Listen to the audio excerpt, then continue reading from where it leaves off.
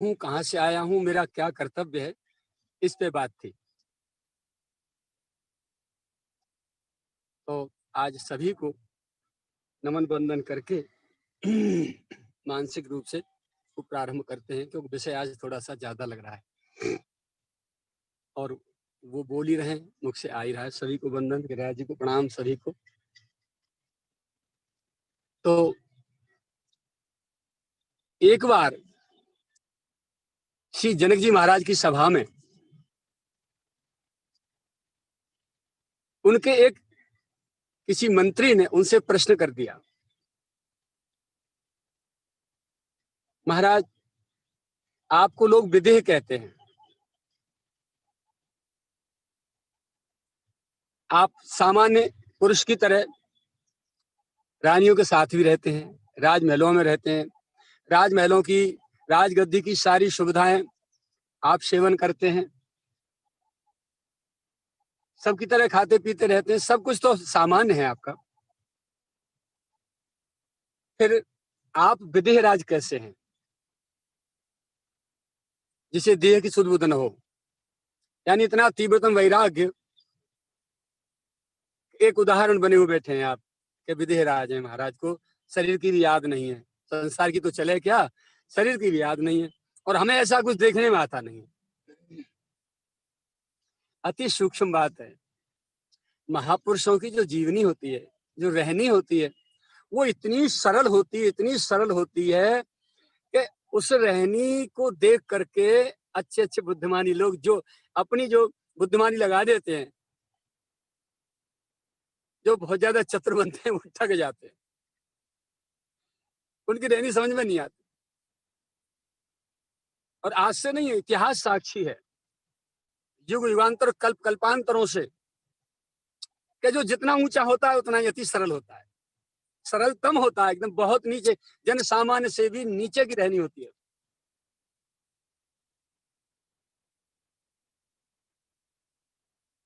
तो श्री जनक जी मुस्कराए और उन्होंने सभी मंत्रियों से अपने राज सिंहासन से बैठ करके घोषणा की, भाई कल दिन के 12 बजे, आज अभी 12 बजे हैं, कल दिन के 12 बजे इन मंत्री महोदय को फांसी की सजा होगी, प्राण दंड दिया जाएगा। और सभी मंत्री त्राता करने, महाराज ये क्या बात हुई, किसी ने कोई प्रश्न किया, जिज्ञासा की और आपने सीधा प्राण दंड दे दिया, घोषणा कर दी प्राण दंड की। बोले कुछ भी हो रहा है जा क्या, लेकिन आज 12 बजे हम इस्तीफा देते हैं अपने पद से और ये मंत्री महोदय हमारी गद्दी पर राजा बन के बैठेंगे और कल के 12 बजे तक के लिए ये राजा हैं। और जो हम सेवन कर रहे हैं, राजभोग, रानियां तक, राजभवन के सुख, राजगद्दी के सुख, राजकाज की सारी व्यवस्थाएं, सब कुछ इनके लिए छूट, इनको गिफ्ट किए जाते हैं। जैसे हम कर रहे हैं उसी प्रकार से कर सकते हैं निसंकोच रूप से। हमारी रानियां इनकी सेवा में हाजिर रहेंगी, हमारे सारे सेवक इनकी सेवा में रहेंगे और हम भी इनकी जगह पर मंत्री बन के इनकी सेवा में रहेंगे। अब वो तो घबरा गए कि अच्छा चोखो प्रश्न कर दिया हमने, जिज्ञासा कर दी महाराज, ये तो सीधे ही गए काम थे। अब महाराज मुझे क्षमा कर दो। बोले नहीं भाई, आपको इनाम दिया जा रहा है, आप अपने नाम को पाइए पहले, जो कुछ कहना होगा कल 12 बजे हम आपकी सुनेंगे। और मंत्रियों से आदेश कर दिया, पूरे नगर में दुराए दुराए तिराहे चौराहे पर सब पे सुंदर सुंदर भोजन की स्टॉल लगाई जाए, भंडार खोले जाए, सुस्वाद पकवान मिष्ठान इनकी आगमनी में प्रस्तुत किए जाएं। और महाराज कल सुबह हर दोराए चौराहे तिराहे पे जो मिष्ठान बनाए, पकवान बनाए, भोजन बनाए, सबको चेक करेंगे और रथ में बैठ के नगर भ्रमण करेंगे और पूरे नगर के पूरे बाजारों की, गलियों की, सबकी सजावट की जाएगी। महाराज अच्छी तरह सबकी सजावट देख के आएंगे, कोई कमी तो नहीं रही इनके स्वागत में, सारी सेवाएं इनकी उपलब्ध होंगी। सेनापति इनके स्वागत में सलामी देगी, पूरी सेना, सारी सुविधाएं उनको उपलब्ध कराई जाए, घोषणा होगी महाराज। और महाराज ने तत्काल उतर के सिंहासन से नीचे उनको बुलाया, मंत्री जी को, और अपना मुकुट उनके सिर पर रख के बैठाया गया, राज सिंहासन दे दिया। अब महाराज घोषणा करिए, अब आप राजा हैं, हम मंत्री हैं, राजकाज व्यवस्था कैसे चलाई जाए। लेकिन वो महाराज जो बने बैठे उनकी तो पीढ़ी कपकपा रही, हाथ कपकपा रहे, धुक धुक धुक धुक धुक, हार्ट बीट बढ़ गई। बोले कहा राजकाज करूंगा, कल 12 बजे फांसी में लटकना है। बस निरंतर वो मृत्यु याद। 12 बजे 12 बजे 12 बजे। अब उन्हें याद नहीं, शाम हो गई, बैठे बैठे गद्दी पे कोई भी क्रियाकलाप राजकाज की नहीं चला पाए मंत्रियों के बीच में। रात को गए, ले जाइए महाराज, रानियों के पास गए, पड़े रहे चुपचाप। सुबह हुआ, उठ के चले आए। रानियों ने सेवा भी खूब की कि कोई पैर दबा रही है, कोई हाथ दबा रही है, कोई माथा दबा रही है, कोई सेब का पंखा कर रही है, कोई कुछ कर रही है, कोई कुछ कर रही है। सुंदर स्वादिष्ट पकवान मिष्ठान भोजन सामने रखे गए, खा भी लिए, फिर भी पता नहीं, केवल 12 बजे, केवल 12 बजे। उसके बाद सुबह प्रभात हुआ, नहा धो के रानियों ने सेवकों ने स्नान कराया, श्रृंगार कराया, सुंदर आभूषण धारण कराए, मुकुट धारण कराया, महाराज के सिंहासन पर। सभी मंत्रियों ने कहा, बोले महाराज आप नए राजा बने हैं तो कोई नई कानून, कोई नया कार्य करके दिखाइए। इस समय आप पावर में हैं, शक्ति में हैं, सत्ता आपके हाथ है इस समय, तो कुछ तो करके जाइए अपनी यादगार में। लेकिन महाराज के तो होश उड़े जा रहे हैं, भाई घड़ियां देख रहे हैं बार बार बार बार कि 12 बजे, अब कितनी देर है, 11 बज गए। थोड़ी देर भी देखिए, 11:30 बज गए, 11:15 बज गए। 5 मिनट जब शेष रही, तुरंत महाराज विधेयराज जनक जी ने कहा, बोले महाराज उतर आओ। मंत्रियों सेवकों से कहा, बोले मुकुट उतारो इनका, पोशाक उतारो इनकी, इनके वस्त्र इनको पहनाओ, ले जाओ तख्त पे। पूरी प्रजा जनकपुर की, चारों तरफ जो मैदान था जहां उनको खुले मैदान में फांसी होनी थी, पूरी प्रजा इकट्ठी होकर आ गई। अब कोई महाराज जनक से कुछ कह रहा है, कोई कुछ कह रहा है, कोई कुछ कह रहा है, ये तो बहुत गलत किया महाराज ने, ऐसे महाराज, ऐसे धर्मात्मा राजा कभी दोबारा मिलने वाले नहीं। और आज इनको क्या सूझ गई कि मंत्री ने प्रश्न कर दिया तो उनको ये प्राण दंड दिया जा रहा है। महाराज पहुंचे और वो जो भाई फंदे पर लटकाने वाले थे वो सेवक पहुंचे, फंदा गले में पहना दिया गया। जब 2 मिनट रह गई तब महाराज ने पूछा, किसी से मिलना चाहते हो, अपनी अंतिम इच्छा बताओ। बोले महाराज कुछ नहीं, बता दो। बोले मरने के बाद कुछ याद ही नहीं रहेगा। बोले आपके पत्नी बच्चे सब कोई परिवार स्वजन। बोले महाराज कुछ नहीं, मिलके क्या करूंगा, बस आधा मिनट रह गया, 30 सेकंड रह गए। जैसे 12 बजे महाराज ने इशारा किया, लेकिन पहले सेवकों को समझा दिया था कि फंदा केवल खींच के और पकड़ के वैसे ऐसे करना ही है। जैसे ही ऐसे हल्का सा ऐसे किया गया, चीख निकली बहुत जोर से, और नई महाराज की छींची और सुसु लेटरिन बाथरूम बाहर हो गए। बोले खोल दो फंदा, फंदा खोल दिया। महाराज श्री जनक जी ने फंदा निकलते ही उनसे कहा, मंत्री महोदय से, बोले महाराज वही प्रश्न मैं अब आपसे करता हूं जो आपने मेरे से किया। आप 24 घंटे राजा बनकर रहे, जो सुविधाएं मैं अपने जीवन में सेवन करता हूं वही आप भी करते हैं, सब कुछ आपने भोगा। अब आप मुझे बताइए, मेरी रानियों के पास आपने रात बिताई, कैसा लगा। बोले महाराज मुझे तो यही 12 बजे याद है बस, और दूसरी कोई चीज याद नहीं। अच्छा, फिर आप पूरे नगर भ्रमण में गए, बताइए किस किस दुराहे पे, तराहे पे, चौराहे पे कौन कौन सा जो भोजनालय खोला गया था आपके स्वागत में, उसमें कैसा कैसा मिष्ठान पकवान, बताइए किसी सब्जी में नमक था कि नहीं था, कि मिर्च ज्यादा थी, कि मसाले तेज थे कि कम थे, सारी चीजें पूछी। बोले महाराज मुझे कुछ भी याद नहीं। अच्छा तो ये बताइए कौन सा बाजार कैसे कैसे सजाया गया था? बोले महाराज मुझे कुछ याद नहीं। बोले तुम्हारे पत्नी बच्चे सब जो भी थे? बोले महाराज मुझे कुछ भी याद नहीं। बोले आप राजा थे, आपको ये याद नहीं कि मैं राजा हूँ? बोले मुझे ये भी याद नहीं कि मैं राजा हूँ। शरीर में कहीं दर्द कष्ट, कोई नाते रिश्तेदार? बोले महाराज मुझे कुछ याद नहीं। बोले क्या याद था? बोले केवल 12 बजे, केवल 12 बजे, 12 बजे, 12 बजे फांसी होनी है, 12 बजे फांसी होनी है।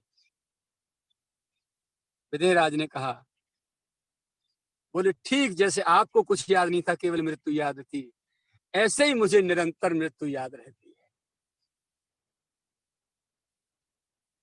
दो बातन को भूल मत, जो चाहे कल्याण, नारायण एक मौत को दूजे श्री भगवान।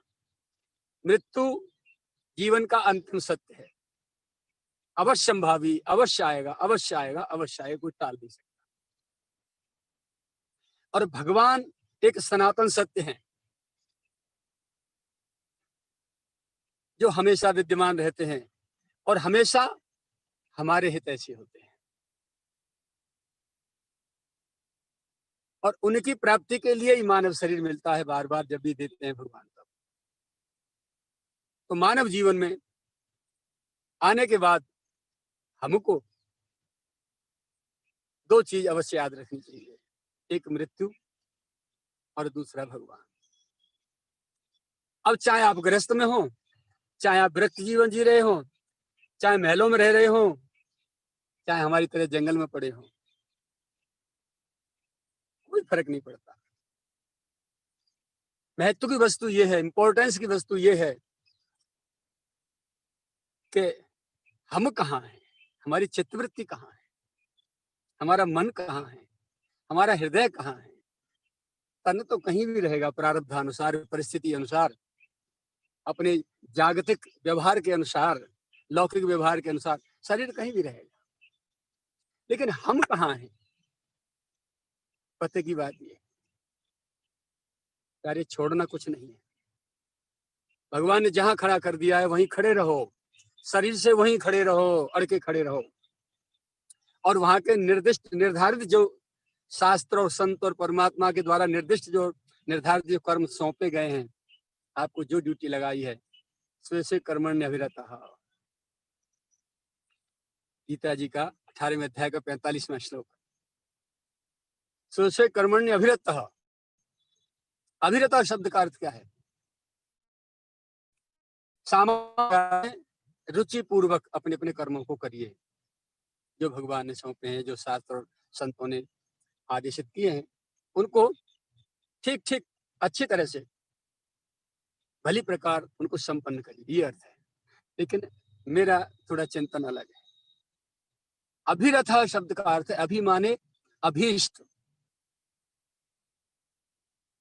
और अभीष्ट है सबका, प्राणी मात्र का अभीष्ट है सृष्टि में परमात्मा। परमात्मा ने मुझे ये ड्यूटी सौंपी है, इसलिए मैं कर रहा हूं। मैं स्वतंत्र परमात्मा नहीं हूं कि मैं किसी के साथ शादी कर लूंगा, किसी को पत्नी बना लूंगा, या कोई मैं मान लो नारी शरीर तो मैं किसी पुरुष को जो पति बना लूंगा या पत्नी बना लूंगा।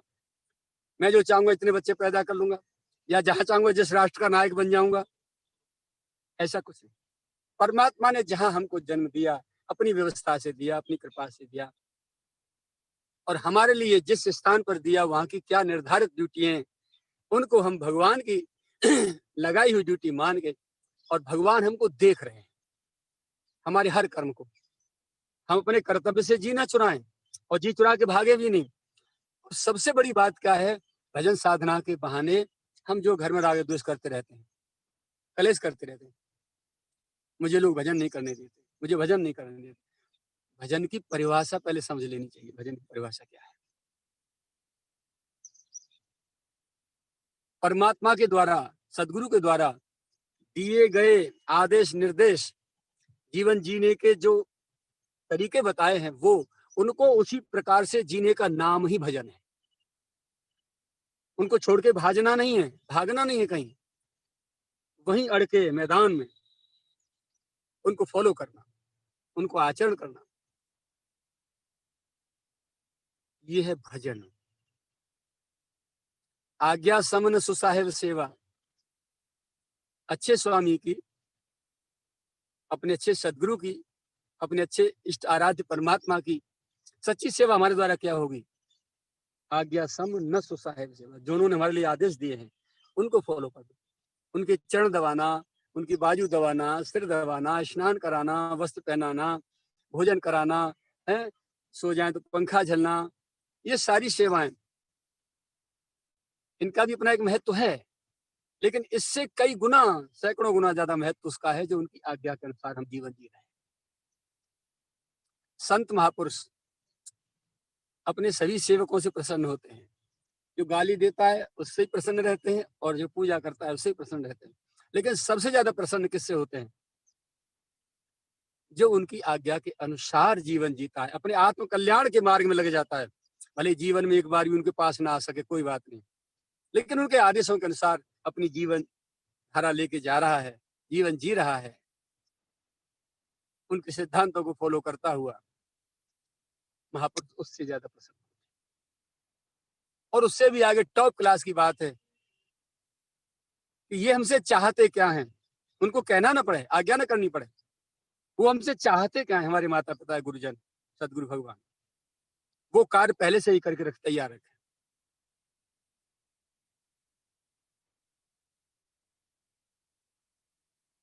ये महत्व की बात है।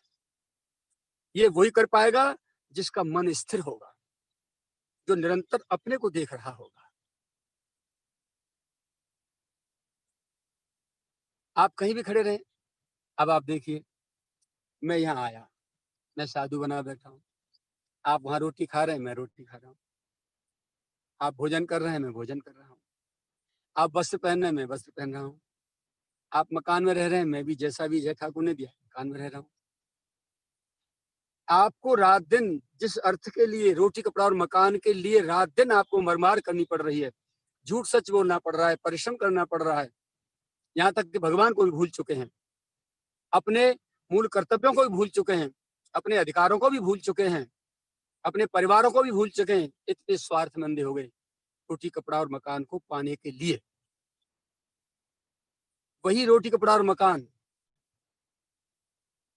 जिसको मांग रहा है हिंदुस्तान, पूरा जहान, वही हमारे लिए लेके खड़े हैं भगवान। और फिर हम हो जाएं बेईमान, उनका भजन न करें, तो भगवान क्या करें? निरंतर अपने को देखना है। हमारा जीवन किसी के लिए दुखदाई तो नहीं, हमारा व्यवहार किसी के लिए दुखदाई तो नहीं। सबसे पहले हम अपने को देखें कि हमारा जीवन हमारे लिए दुखदाई तो नहीं हो रहा, अपने से स्टार्ट करते हैं। ऐसा कोई हमारी सोच, कोई चिंतन, ऐसा व्यवहार, ऐसी कोई क्रिया, ऐसा कोई आचरण तो नहीं जो हमारे लिए निकट भविष्य में दुखदाई बन जाए। तो पहले अपने लिए हम जीवन जिए देखें, उसके बाद हमारे व्यवहार से, हमारे आचरण से, हमारी रहनी से, हमारे खान पान से, हमारे स्वभाव से, हमारे निकट में रहने वाले लोग जो हैं, माता पिता, पत्नी, बच्चे, भाई, भाभियां, ये स्वजन जो एक कैंपस में भीतर रह रहे हैं, बाउंड्री के भीतर, ये हमसे दुखी तो नहीं, उसका परिमार्जन करें, शोधन करें अपनी उस क्रिया का, आचरण का, व्यवहार का, रहनी का, स्वभाव का, आहार का, सबका, जो दूसरों को अखर रहा है उसे संभालें। अब आप ये कहेंगे कि आपका सात्विक, हमारा सात्विक आहार है और दूसरे लोग तामसी आहार करते हैं, लहसुन प्याज भी किचन बना के खाना चाहते हैं या अपना नॉन वेज खाना चाहते हैं, तो आप उनसे दुखी मत हो, आप अपने को बचा लो, उनके उसमें तर्क कुतर्क मत करो। यदि तुम्हारी रहनी पावरफुल होगी, मैग्नेट पावरफुल हो जाएगा आपकी आत्मा का, तो वो स्वयं छोड़ जाएंगे, आपको देख के छोड़ जाएंगे, सुधर जाएंगे। बोलिए मत। आचरण से जो शिक्षा दी जाती है ना, वो इतनी स्ट्रांग होती है, इतनी मजबूत होती है कि व्यक्ति इसको मानने के लिए मजबूर होता है। मुख से कही हुई बात भले ही टाल दी जाएगी, लेकिन आचरण को देख करके व्यक्ति सामने आते ही, जब जब सामने पड़ेगा, शर्मिंदा हो जाएगा। और आत्मा दबाव में आ जाएगी और एक न एक दिन आपके आचरण को स्वीकारेगी। तो परिवार के लिए जीवन जियो। हाथ जोड़ के जब भी कहो बोले राम जोर जुग, अति विनीत मृदु शीतल बानी, बोले राम जोर जुग पानी। वाणी कैसी बोली? अति मृदु, अति शीतल, अत्यंत मीठी, अति विनम्र। दोनों हाथ जोड़ के राम जी बोले, रामायण सिखाती है। किसी से कोई बात कहनी हो, बड़ी से बड़ी, शब्द तो वही है ना। कोई आदमी गलत मार्ग पे जा रहा है, परिवार का, अपना स्वयं का व्यक्तिगत परिवार, पत्नी बच्चे, या फिर अपना भाई और माता पिता और वो लोग, कोई भी जा रहे हैं, या समाज का, मोहल्ले का, गांव का, बस्ती का, कस्बा का, कोई भी जो जिनसे हम जुड़े हैं, गलत मार्ग में जाना है, हम उनसे कोई बात कहते हैं, एक तो हाथ जोड़ के विनम्र बात, भैया आप जो कर रहे हैं ना ये थोड़ा सा अच्छा नहीं है, यदि इसको ऐसे न करके ऐसे कर लिया जाए ना तो शायद आप भी सुखी रहेंगे और सब दूसरे लोग भी सुखी रहेंगे, और समाज में ये किसी को दुखदाई नहीं होगा। हाथ जोड़ के विनम्र भाव से, मीठी वाणी से उनको कहिए। और एक बात है, नालायक के बच्चे, क्या समझ रखा है तने? तो होता कौन है ऐसे करने वाला? करके दिखा बेटा, मैं देखता हूं। ला रे सोडा, ला सोडा दे इसको। बात वही हुई, लेकिन इससे सामने वाला यदि मूर्ख है तो आप पे हावी हो जाएगा और विद्रोह होगा, टकराव होगा और आपकी शांति भंग, और वो तो शांत है ही नहीं, पहले से अशांत है, कर्माधीन। तो अपने आप को संभाल, अपने आप को इतना मांझ लेना है, इतना साफ सुथरा कर लेना है, इतना मधुर बना लेना है, इतना मीठा बना लेना है, जो भी एक बार संपर्क में आ जाए ऐसे चिपक जाए, जैसे मैग्नेट खींच लेती है सिक्कों को और पैसों को और लोहे को, ऐसे चिपक जाए, छोड़ने को मन न करे। यह है मानव जीवन की पहचान, यह है मानवता की पहचान, क्योंकि वो सबसे मीठा, सबसे सरल, सबसे विनम्र, सबसे निरीह, इच्छा रहित, सबसे मधुर, मधुराति मधुरतम प्रियालाल जी, हमारे हमारे सदगुरुदेव इतने ही मधुर हैं, तो हम भी तो ऐसे होने चाहिए। संतान कैसी, शिष्य कैसा, माता पिता गुरु जैसा, सदगुरु जैसा। जब हमारे परमपिता इतने मधुर हैं तो हम फिर कड़ुआहट कहां से ले आए?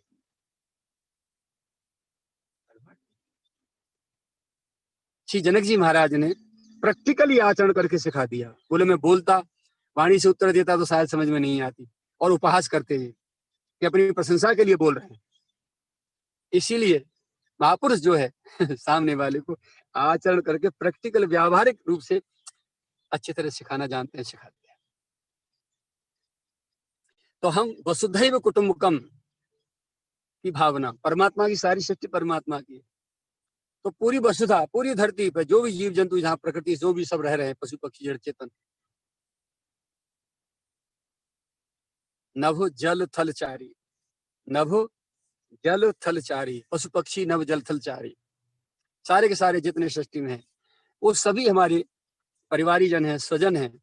इसके लिए हम कदम बढ़ाएं तो पहले अपने को शुद्ध करें, अपने को परिष्कृत करें, अपने लिए कोई व्यवहार दुखी हमने कर रहा हो, हमारी रहनी ऐसी हो जो सुखद हो, निर्विघ्न हो, सरल हो, सहज हो, बनावट नहीं, नाटक नहीं। नाटक तब करने पड़ते हैं जब संसार को रिझाने की कामना होती है और जब संसार से कुछ लूटना लेने की भावना होती है, तब नाटक करने पड़ते हैं। जब हम लेना ही नहीं किसी से, तो हम क्यों नाटक करेंगे? जैसे सहज में वैसे ही बैठे, तो कोई नाटक नहीं, कोई प्रपंच नहीं। पूज्य महाराज जी कहते थे, तब ही मान्यो जाएगो भजन भयो चित लाए, जब शुभ से शुभ काम को नैकन मन ललचाए। ये 96-97 की बात है, जब ग्रंथ प्रकाशित हुआ। 94 महाराज जी लीला में प्रवेश कर गए, 25 अगस्त 94 को 94। उसके बाद 95 में लगातार ग्रंथ कंप्यूटराइज किए गए, 96 में छपे, तो प्रसाद वितरण हुआ सब जगह। एक महात्मा को हम ये ग्रंथ भेंट करने गए। महात्मा इसलिए एक वेशधारी है, बाकी महात्मा जैसे लक्षण तो कुछ नहीं, लेकिन थे लोग, उनको मानते थे, तो हम भी चले गए, चलो दे आते, क्योंकि वो ज्यादा प्रपंच में फंसे दिखाई दे रहे हैं। भौतिकता बहुत इकट्ठी कर रखी है, और पैसे वाले सेठों के साथ ही रहते हैं, उनके साथ उनका जो है ब्लैक को व्हाइट करने का धंधा भी सब चलता रहता है। ऐसे महात्मा को हम देने गए, पुस्तक नाम नहीं लूंगा, तो जो ग्रंथ छपा था महाराज जी की वाणी उपदेश, उसके ऊपर लिखा था यही दोहा कि तभी मान्यो जाए वो भजन भयो चित्त लाए, जब शुभ से शुभ काम को नैकन मन ललचाए। उसे पढ़ के वो अपने 100-200 शिष्यों के साथ बैठे थे एक चौकी पे, पूजा का नाटक चल रहा था, तो उसको पढ़ के बोले, अरे इसमें तो ओवरराइट करना पड़ेगा, जब शुभ से शुभ काम को नैकन मन ललचाए। और वो कोई ऐसा शुभ कार्य करने जा रहे थे, किसी मंदिर पे सोने की ध्वजा फहराने जा रहे थे, तो जब शुभ से शुभ काम को नेकन मन ललचाए, बोले इसमें तो ओवरराइट करना पड़ेगा। मैंने कि महाराज श्री, इससे लेखनी पर तो, इन शब्दों पर तो ओवरराइट करने का अधिकार नंदलाल को भी नहीं है, कन्हैया को भी नहीं, क्योंकि परमात्मा अपनी परिस्थिति और व्यवस्थाओं के अनुसार यद्यपि सम नहीं राग न रोषु, गहे न पाप पूर्ण गुण दोषु। परमात्मा की डिग्री है यद्यपि सम, वो समान है, किसी से राग द्वेष नहीं करते,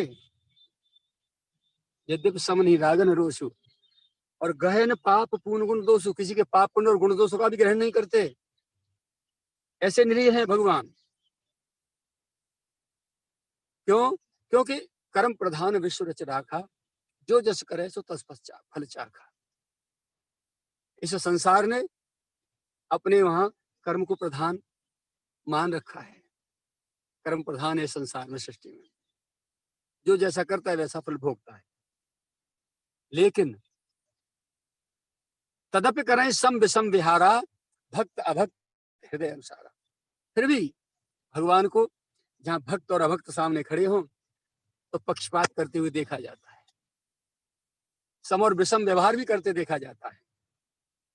भगवान पकड़े जाते हैं, कहते हैं आगे करेंगे सम, यद्यपि सम सम है, लाभ हानि संयोग मान अपमान शत्रु मित्र सब में समान रहते हैं भगवान, लेकिन भक्त और जब दुर्जन सामने होते हैं तो भक्त का पक्ष लेते हुए देखे जाते हैं, पक्षपाती बन जाते हैं। तो सम और विषमता भगवान के व्यवहार में पाई जाती है, भक्त अभक्त हृदय अनुसार। तो परमात्मा साधक नहीं है। जिस महापुरुष की ये वाणी है, उन्होंने ये माना है अपने जीवन में कि जब हम साधु हुए तो भजन के लिए हुए, तो भजन में लगे, और भजन में जो लगा है साधक, रात दिन अपने को चिंतन में लगा है, रात दिन रात दिन रात दिन रात दिन, वो दूसरी ओर नहीं जाएगा। जो बहिर्मुखी जीवन जी रहा है उसके गले उतरने वाली ये बात नहीं है। जो निरंतर अंतर्मुखी जीवन जी रहा है, जिसे कोई दूसरी चिंतन में बात ही नहीं है, संसार की तो चले क्या, शरीर तक की बात उसके चिंतन में नहीं है कि मुझे क्या खाने को मिला या क्या खाने मिलेगा कि नहीं मिलेगा, पहनने क्या मिला है क्या नहीं मिलेगा, कोई दुख है कि सुख है कि मान है कि अपमान है, उनका भी याद नहीं है। ऐसे महापुरुष, धुरंधर बबरशेर महापुरुष के लिए तो उन्होंने लिखा है अपना अनुभव कि यदि आप घर छोड़ के संसार छोड़ के आए हैं भजन करने के लिए, तो भजन में ही लगिए।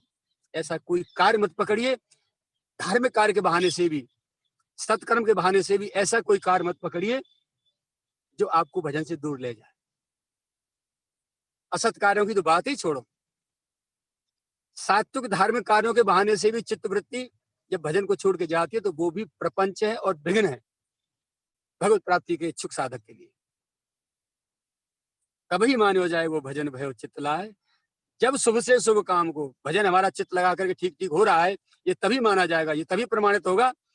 अशुभ ही तो चलेगा जब शुभ से शुभ काम के लिए करना तो बहुत दूर, नैकन मन ललचाए, मन भी लालायत न हो करने के लिए।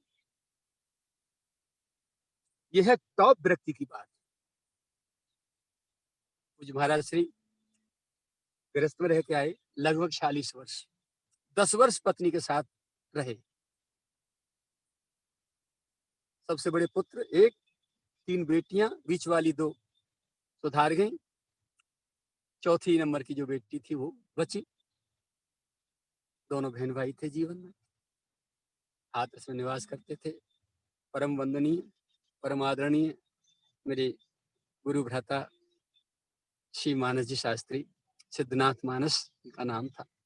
श्री रामचरित मानस के और भागवत के धुरंधर विद्वान थे। कोई संगीत नहीं होता था, लेकिन जब बोलते थे ऐसा लगता था कितने संगीत साथ में बज रहे हैं। इतना मधुर विद्वता थी उनकी। तो वो रहे लगभग 40 वर्ष रहे। पत्नी जब एक्सपायर हो गई मेरी गुरु माता, उसके बाद नारी की छाया शरीर की तो चले क्या, दृष्टि पथ में भी नहीं आने दी उन्होंने। गृहस्थ में रह के ही वहां इतना तीव्रतम त्याग और विरक्ति का जीवन जिया। पकड़े गए, ठाकुर पहुंच गए राज बिहारी और पकड़ लाए, श्री गोवर्धन वास हो गया। आगे जीवनी आएगी, जीवनी सुनाएंगे जब उनकी कृपा होगी तो, समय के अनुसार रोजाना। जब लगा दिया ये सिलसिला चल पड़ा है तो इसमें बोलेंगे, क्योंकि पूज्य महाराज जी के विषय में बहुत लोगों ने उनके जीवन चरित्र को बोला है, लेकिन जो संपर्क में ही नहीं रहे, निकट में नहीं रहे, वो सच्चाई क्या जानेंगे। लेकिन वंदनीय है वो, क्योंकि अपनी श्रद्धा के अनुसार महापुरुष के गुणानुवाद गा तो रहे, लेकिन हमने ज्यादा नहीं सुना, पर कहीं कहीं सुना है तो अतिशयोक्ति ऐसी वर्णन की उन्होंने, या ऐसा कुछ बोला कि जो महाराज जी के जीवन में था ही नहीं, क्योंकि उन्होंने अपनी दृष्टि के पैमाने से तोल के उनको बोल रहे थे। वो समझ रहे कि हम बहुत बड़ी प्रशंसा कर रहे हैं, वंदनीय है जो भी बोल रहे हैं, लेकिन वो असलियत से, वस्तु स्थिति से दूर ले जाकर बोल रहे थे। इसीलिए ये बहुत लोगों ने हमको प्रेरित किया कि महाराज जी आप बाबा का जीवन अपनी वाणी से बोलिए। आप बालकाल से साथ रहे हैं, 3 जन्म से उनके साथ हैं, और आपने उनकी जीवनी लिखी है, तो जितनी अच्छी तरह से आप बोल जाएंगे उतना सच्चाई कोई उजागर नहीं कर सकता। इसीलिए ये क्रम लगा है 1 घंटे को आपकी सेवा में आने का। तो वो लेखनी पे जो है, मैंने उन संत जी से कहा महाराज जी ठाकुर को भी अधिकार नहीं है, आपकी तो चले गया, और आपका वो स्तर नहीं है, आपकी वो क्लास नहीं है, क्योंकि आप धार्मिक कार्यों को, सामाजिक कार्यों को, इनको ही महत्व दे रहे हैं, इन्हीं को बहुत बड़ा भजन मान रहे हैं। अच्छी बात है, कर रहे हैं, ठाकुर जी करा रहे हैं आपसे, आप में दोष देखने की बात ही नहीं है। भगवान जिससे जो करा ले, हम सब सीडी कैसेट हैं और रिमोट गोविंद लेके बैठे, किससे क्या कार्य कराएंगे वो प्रभु जाने, हमारा दोष दृष्टि नहीं है। लेकिन जब उन्होंने कहा कि ये तभी माने हो जाए वो भजन भयो चित्त लाए, जब शुभ से शुभ काम को न कर मन ललचाए, इस पे बोले इसको तो हटाना पड़ेगा, उसे लिखाना पड़ेगा। मैंने की इस चौकी पे बैठे हो तो इसका मतलब ये नहीं है कि विरक्त महापुरुषों की, जो भगवत साक्षात्कार महापुरुष, उनकी लेखनी पे तुम कलम चला के बदल दोगे। अपनी लेखनी बदल सकते हो, दूसरे की नहीं। तो रहनी इस प्रकार की हो, तार तार करके सत्य उजागर होता है, अपने आप को दुखदाई नहीं, और फिर परिवार को दुखदाई न हो, फिर देहरी से बाहर निकलें तो कुटुंब के लिए दुखदाई न हो, उसके बाद फिर मोहल्ला के लिए दुखदाई न हो, रहनी इतनी सरल, इतनी विनम्र, इतनी मधुर हो अपना सब कुछ, उसके बाद बस्ती के लिए, गांव के लिए सुखदाई हो, उसके बाद फिर अपने समाज के लिए, फिर अपने राष्ट्र के लिए, कहीं हमारा, और फिर अंतरराष्ट्रीय स्तर पर हमारा जीवन एकदम सबको समान भाव से मानिए सवें राम के नाते, हमारे सुख समृद्धियां दूसरों के काम आती रहें, हम भले ही कम में गुजर कर लेंगे। ये भावना भीतर कूट कूट के भरी हो तो मैं आपको बताऊं, कभी धन धान्य की कमी नहीं रह सकती आपके यहाँ।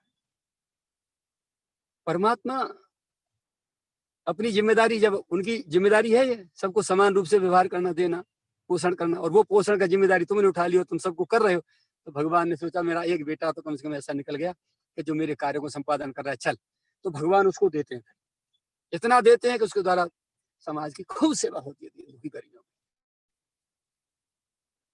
तो जनक जी महाराज का जीवन, निरंतर शरीर में रह रहे हैं, राजगद्दी पे रह रहे हैं, महल में रह रहे हैं, सब कुछ रह रहे हैं, लेकिन उसके बाद भी चित्त में संसार नहीं था। हम संसार में रहें लेकिन संसार हमारे में न रहे, बात ये है पते की। इसका अभ्यास करना है हमें। कोई कुछ भी कह जाए हमारे विषय में, देखो आज से लेके छत्र ज्ञान तक के अक्षर ही तो हैं, चाहे गाली में प्रयोग कर लो चाहे स्तुति में। आदरणीय पूज्य मुरारी बापू की कथा सन 96 में 28 अक्टूबर पूज्य महाराज जी का जन्मदिन पड़ा था, कार्तिक सुदी छठ, डाला छठ या सूर्य षष्ठी कहते हैं उसको, जो छठ पूजा होती है, उस दिन महाराज जी का जन्मदिन पड़ता है कार्तिक में, दीपावली बाद। तो पूज्य मुरारी बापू जी कथा यही समाधि पर हुई थी। मिट्टी की चबूतरी बनाई थी एक वेदिका, 4 बाई 7 फीट की, लंबी चौड़ी और 2 फीट ऊंची। उसी पे गद्दा पटक दिया था, कोई टेंट पंडाल नहीं, श्रोताओं के लिए कोई बिछाई नहीं, तलहटी में केवल रज पड़ी थी, रज में बैठे थे सब लोग। तो बापू जी ने कहा, भाई आप लोग सब यहाँ ब्रज में रहते हैं, ब्रजवासी हैं, भगवान की अनेकों भक्तों ने स्तुति आरतियां लिखी हैं, तो जिसके पास जो स्तुति आरती हो लिख लिख के हमारे पास पहुंचा। अपने गिरिराज जी की, राधा गोविंद जी की, अपने आराध्य की जो आपने लिखी स्तुतियां पहुंचाओ। तो जिसके पास जो थी सबने लिख लिख के उनके मंच पे उनके आने से पहले पहुंचा दी। एक बच्ची थी 3 क्लास की, उसने वो एक तरफ अंग्रेजी की ABCD और दूसरी तरफ अ आ इ ई थे क्षत्रज्ञ तक का ओलम लिख दी और वो कागज पेश कर दिया, हम रख दिया। पूज्य बापू जी ने उस कागज को देखा, सबकी स्तुतियां आरतियां देख ली, सबसे पीछे उसको देखा, बच्ची का नाम नीचे था, जो नाम था उस नाम से उसको पुकारा। बच्ची आई, मन बेटा हमने स्तुति आरती की कही थी और आपने एक तरफ हमको अ आ इ क्षत्रज्ञ लिख दिया और दूसरी तरफ ABCD लिख दिया पूरा, इसका क्या अर्थ है? बोले बापू जी, घर घर आटा घी बूरा मसाले दाल सब कुछ भरी हैं, यही सामग्री हलवाई के पास होती है। तो हलवाई जो विधि जानता है वो इसी सामग्री से सुंदर सुंदर मिष्ठान और पकवान और नमकीन बना के सजा लेता है और सैकड़ों रुपए किलो के दाम हमसे ले लेता है। और घरों में माताएं विधि नहीं जानती हैं, तो वो कढ़ाई में डाली सामग्री, पानी डाल दिया, 5-4 पलटा मारे, भुर गई साहब, ले खा लो लपसी, तो लपसी बन के रह गई। तो विधिहीन होने के कारण ये सब हुआ और विधिहीन संपन्नता के कारण मिष्ठान और पकवान नमकीन बन गई। तो मैंने आपको सामग्री जुटा दी है, आई से लेकर क्षत्रज्ञ तक और ABCD एक तरफ। अब आप जैसी चाहें वैसी स्तुति बना लें, यही तो शब्द अक्षर हैं सब स्तुति में, और क्या है। बापू जी ने बहुत साधुवाद और आनंद से ताली लगा के सम्मानित किया उसको। तो वही बात है कि जो हमको गाली दे रहा है या कोई हमारी प्रशंसा कर रहा है, निंदा कर रहा है, तो निंदा स्तुति में भी यही अक्षर तो होंगे, आई से लेकर क्षत्रज्ञ तक के। हमारी कहिए तो बाबा बहुत अच्छे हैं, बहुत विरक्त हैं साहब, ऐसे हैं ऐसे हैं ऐसे, यही अक्षर तो आए इसमें। और किसी ने गाली गलौज कर दी, हमको अपमानित कर दिया, ढोंगी है, कैसा है वैसा है, तो वो भी अक्षर इसी में। ये केवल अक्षरों का मेल है, अक्षरों के मेल से शब्द बने और शब्दों के मेल से एक वाक्य बने, वाक्य से फिर एक स्टैंजा बना, पैराग्राफ बना, एक कहानी बनी और एक स्पीच बन गया। तो अक्षरों का जोड़ है, चाहे कोई गाली दे, चाहे अपमान करे, चाहे कोई स्तुति आरती करे, इससे कुछ बिगड़ने वाला नहीं है। अब देखिए, फॉर एग्जाम्पल, उदाहरण के लिए, आपकी जेब में 10 का नोट रखा है। समाज में 2 तरह के आदमी होते हैं, कोई प्रशंसक होता है, कोई निंदक होता है। निंदक कह रहे हैं 1 पैसा भी नहीं है, फराक नंगा आदमी है, इसकी जेब में कुछ नहीं है, तो 10 का नोट चला नहीं जाएगा, जो है रहेगा। और दूसरे प्रशंसक प्रशंसा कर रहे हैं कि नहीं, लाखों रुपए जेब में रखे डोलते हैं भाई साहब, ऐसे श्रीमान हैं, तो 10 से फालतू आ नहीं जाएगा, 10 का नोट ही रहेगा। तो न प्रशंसा कुछ काम आई और न निंदा कुछ काम आई। वो 10 का नोट जो कि तो हमारे जेब में 10 का नोट है, तो वही काम में आया। हम हमारे जीवन में जितनी अच्छाइयां, जितनी बुराइयां अपने आप में स्टोर किए बैठे हैं, वो हमारा जीवन हमारे पास उतना ही रहेगा और हमारे प्रयास से ही शुद्ध परिष्कृत होगा और हमारे प्रयास से ही उसका पतन होगा। दूसरा उसमें कोई हस्तक्षेप नहीं कर सकता और दूसरे के करने से न हमारा कुछ बनेगा न बिगड़ेगा। ये बात ध्यान रहनी चाहिए। एक ध्रुव सत्य, कटु सत्य और अटल सत्य है। तो इन चीजों पर रात दिन चिंतन होना चाहिए। जिस समय वेद व्यास जी के पुत्र श्री सुखदेव जी को वेद व्यास जी महाराज भागवत जी पढ़ा रहे थे, तो वैराग्य शब्द जब आया उनके जीवन में, वो तो गर्व से ही विरक्त महापुरुष थे, परमहंस थे, साक्षात भगवान गोलोक बिहारी श्री कन्हैया जी थे इस रूप में। लेकिन पुत्र बन के आए वेद व्यास जी के, तो वेद व्यास जी से उन्होंने पूछा, गुरुदेव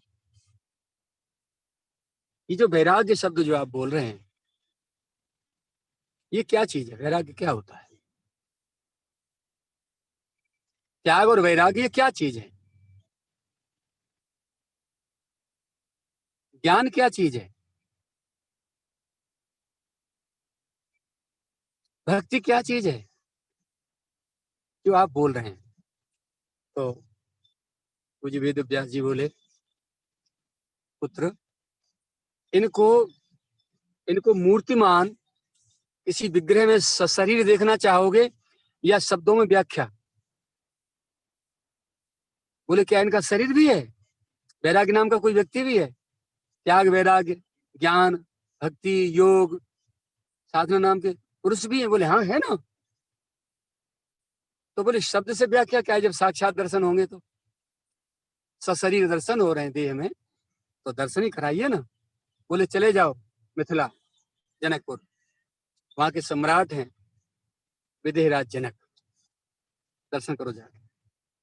वो साक्षात त्याग वैराग्य ज्ञान भक्ति साधन की योग की साक्षात मूर्ति हैं। ये सारे के सारे एक जगह मूर्ति बन के आ गए, शरीर लेके आ गए।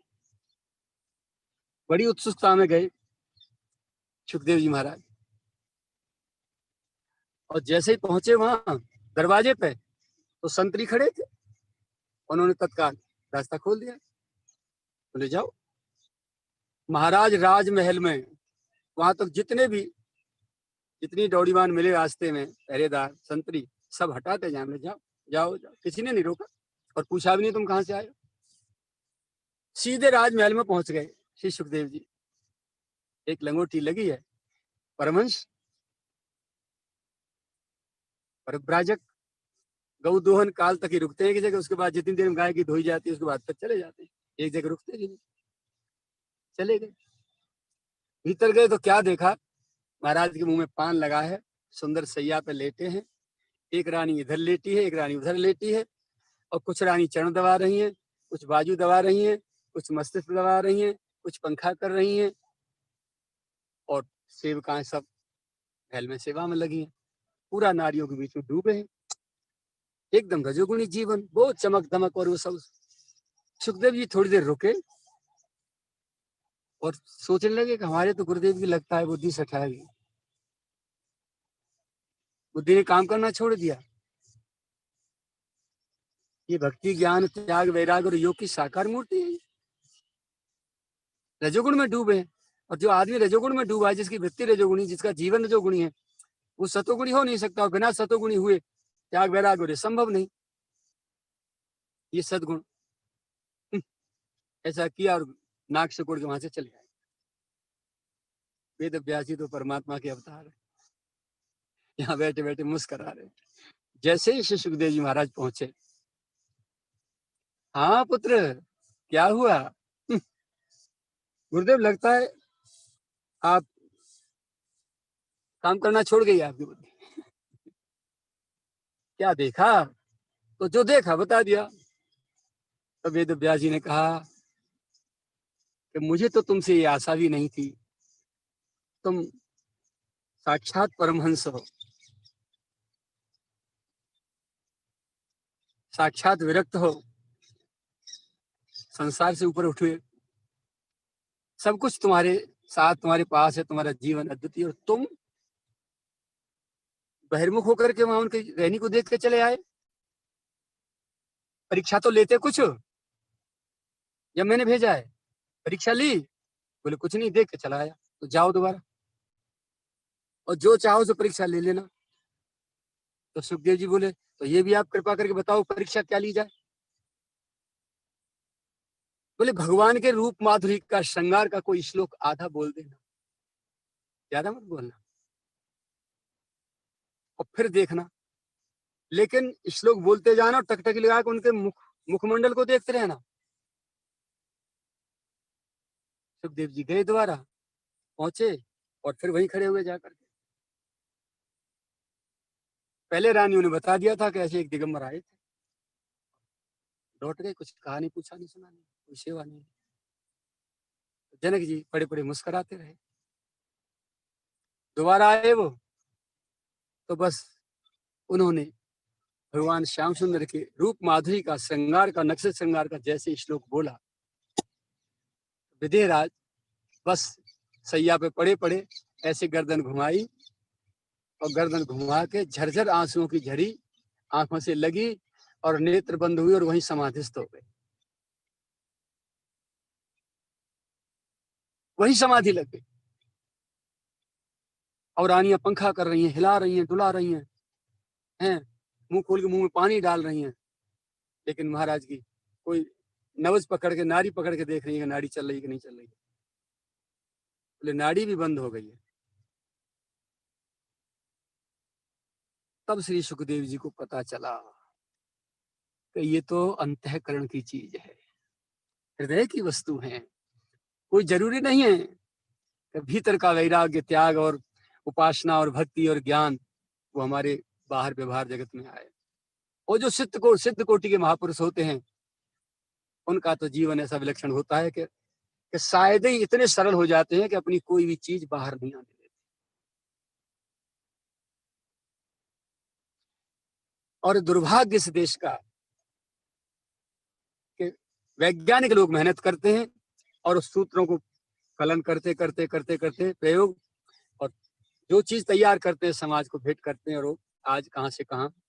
हम एक कंकड़ी फेंके पानी में डूब जाएगी, लेकिन 50-50, 40-40 किलोमीटर लंबे चौड़े बने हुए पानी के जहाज समुद्र में चल रहे हैं, इस देश से उस देश तक आयात और निर्यात कर रहे हैं, उसी में बसें चल रही हैं, उसी में मार्केट है, सब कुछ उसी में है। ये एक मनुष्य ने बनाया, लोहा तैरा दिया पानी पर, और हमारी कंकड़ी नहीं तैर रही है, गई, डूब गई।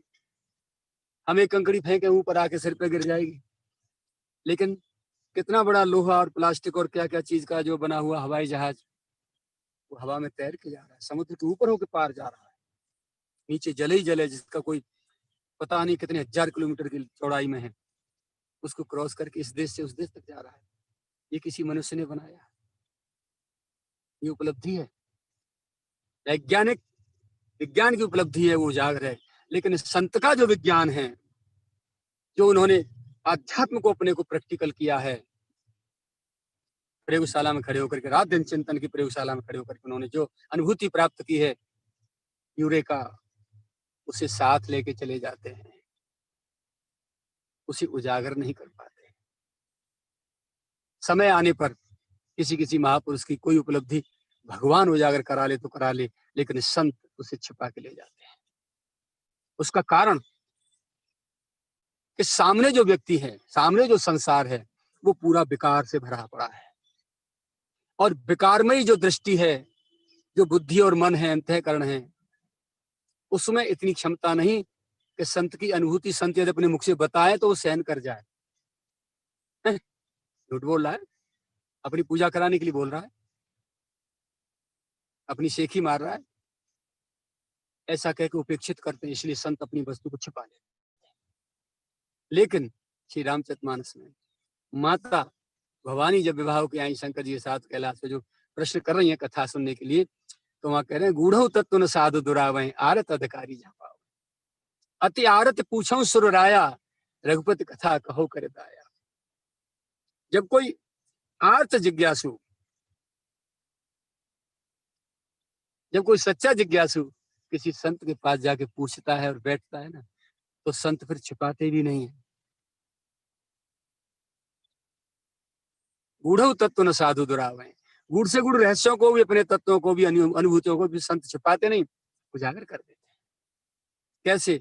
जैसे दूधिया आता है भैंस की धार निकालने, गाय की धार निकालने के लिए, दूध निकालने, और गाय भैंस दूध चढ़ा जाती है, लेकिन उसी समय यदि उनका बछड़ा छोड़ दिया जाए, बच्चा छोड़ दिया जाए, तो बच्चे को मुंह छूते ही, लगते ही सारा का सारा दूध पटक देती है भीतर से। वो उनका मातृत्व, उनका वात्सल्य बिखर जाता है और अनकंट्रोल्ड हो जाता है बच्चे के लिए, और सारा का सारा पटक देती है।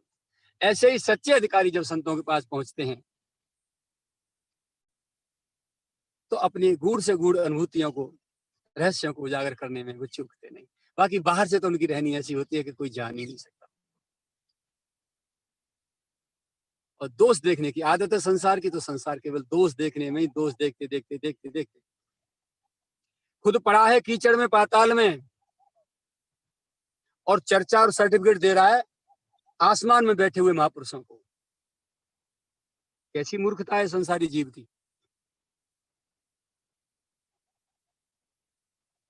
तो ये बहुत ही सुलझे हुए, सुधे हुए, सधे हुए और निरंतर चिंतनरत मस्तिष्क की बात है कि वो अपने आप को पकड़ सकता है।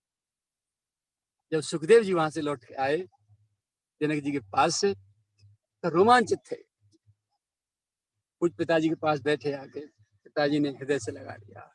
बोले क्या हुआ? बोले पिताश्री, जो आपने कहा था प्रत्यक्ष दर्शन को मिला। इतना रस भरा है उनके भीतर। तो गोस्वामी तुलसीदास जी ने रामायण में लिखा है, जोग भोग में राखे गोई, जो अपनी सारी योग साधना, अपना ज्ञान, वैराग्य, त्याग, तपस्या जो हमेशा से छिपा के रखा था जनक जी ने,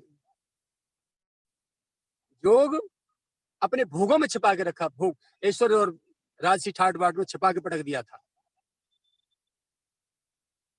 योग भोग में राखे गोई, पर श्री राम बिलोकत प्रगटे सोई। जब दूल्हा वेश में प्रभु श्री सीताराम श्री राम जी को देखा, आहा, वो जोग रह नहीं सका, छिपके नहीं रह सका और फूट फूट के बाहर आने लगा। मूरत मधुर मनोहर देखिए, भयउ विदेहु विदेहु विषेखी।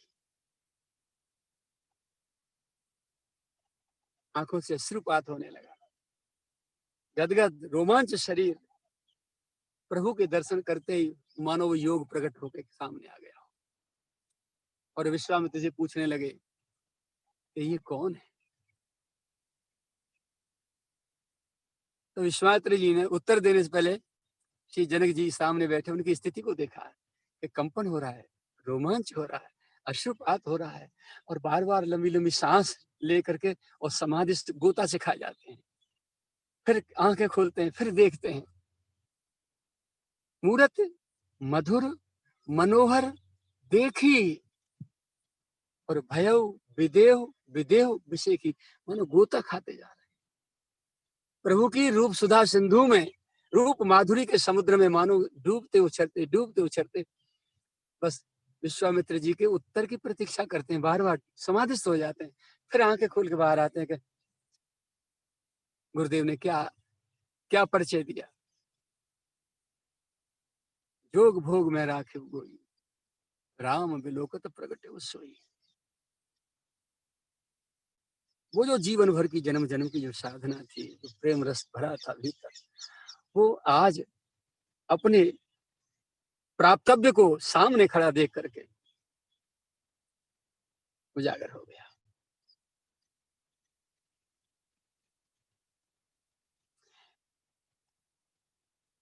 जनक सुकृत मूरत वैदेही, और दशरथ सुकृत राम धरे देही।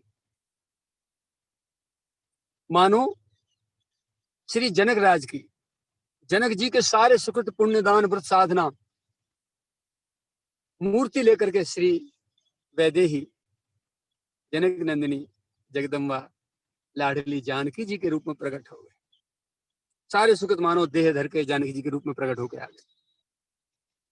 और दशरथ सुकृत श्री राम धरे देही, उधर में दशरथ जी के सारे सुकृत पुण्य दान व्रत साधना जन्म जन्म की मानो श्री राम जी का रूप लेके प्रकट हो गए। जिस समय वैदेही को विदा कर रहे हैं अयोध्या के लिए विवाह के बाद लाडली को, तो सीय बिलोक धीरता भागी, रहे कहावत परम विरागी। बेटी को विदा करते समय सीय बिलोक धीरता भागी, रहे कहावत परम विरागी, जो परम वैरागी कहे जाते थे, विधेय कहे जाते थे, बड़े त्यागी कहे जाते थे, बड़े ज्ञानी ज्ञान श्रोमणी कहे जाते थे, हैं? पुत्री को, ये सामान्य पिता बेटी को विदा करता है, रोता है बेटी को विदा करते समय, कोई ऐसा पिता नहीं है, शायद पत्थर भी होगा ना जब बेटी विदा होती है तो, जिसकी आंख में आंसू नहीं आते।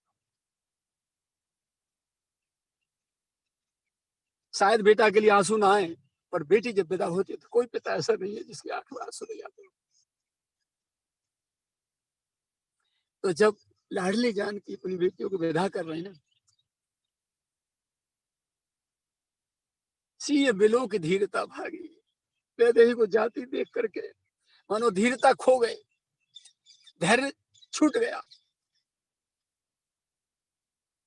और रहे कहावत परम विरागी, हमेशा से वैरागी और विधेय कहलाते थे, वो आज धैर्य छोड़ बैठे। ये क्या हुआ? तो बाबा गोस्वामी जी ने कहा कि जनक सुकृत मूरत वैदेही, दशरथ सुकृत राम धरे देही। जिस पुरुष के, जिस व्यक्ति के, जिस साधक के जन्म जन्म के सारे त्याग वैराग साधना भजन पूजा पाठ सुकृत एक साथ जिसके हाथ से निकल के जा रहे हो, क्या वो धीरज धर पाएगा? वैदेही के रूप में सारे सुकृत विदा हो रहे हैं आज, अब बाकी क्या रह जाएगा? कंगाल हो गए जनक जी। इसलिए ये विलोक की धीरता भागी, रहे कावत परम विरागी। ऐसे महापुरुष होते हैं हमारे, जिनकी हम संतान हैं, उन्होंने आचरण करके सिखाया है। अब आप कहते हैं कि गृहस्थ में हम ये सब नहीं कर सकते, तो जनक जी के तो गृहस्थ नहीं थे सामान्य, उनके पास तो राजकाज भी था। आपका एक परिवार छोटा सा है, सीमित परिवार है, सदगुरुओं के पास 2 4 6 शिष्य रहते हैं, और आपके परिवार में 2 बच्चे, 1 पत्नी, 2 माता पिता, अब 2 से ज्यादा कोई शायद ही जन्म दे रहा हो, तो बहुत सेलेक्ट सीमित परिवार है। फिर आप बहाने बना देते हैं कि हम गृहस्थ हैं महाराज, हम क्या करें, हमको ये सब नहीं कर पा सकते, नहीं कर सकते, हम हो नहीं पाता हमसे, ये नहीं वो नहीं। हो तो सब सकता है, लेकिन होता कैसे है, करें कैसे, ये विधि नहीं है, क्योंकि ये विधि महापुरुषों से प्राप्त होती है, जो निरंतर डूबे हैं अपने प्रियतम की याद में, जिनके चित्त के किसी कोने में, जिसके रोम को भी कहीं माया टच नहीं कर गई है, ऐसे महापुरुष यदि मिल गए हों तो इससे बड़ी उपलब्धि आपके जीवन में और कुछ नहीं हो सकती। आंख बंद करके समर्पित हो जाओ और मन बुद्धि विचारों को तोड़ मरोड़ के सुहा करके, होली जला के राख करके फेंक दो। यदि कुछ पाना चाहते हो तो सुखदेव जी पहुंचे पिताजी के पास, हृदय से लगा लिया, बोले देख आए, बोले अक्षर से है सत्य पाया। ये आचरण की वस्तुएं हैं, कहानी नहीं है। हमने कह के हम छुट्टी पा गए और आप सुन के छुट्टी पा गए, कुछ भी मिलने वाला नहीं।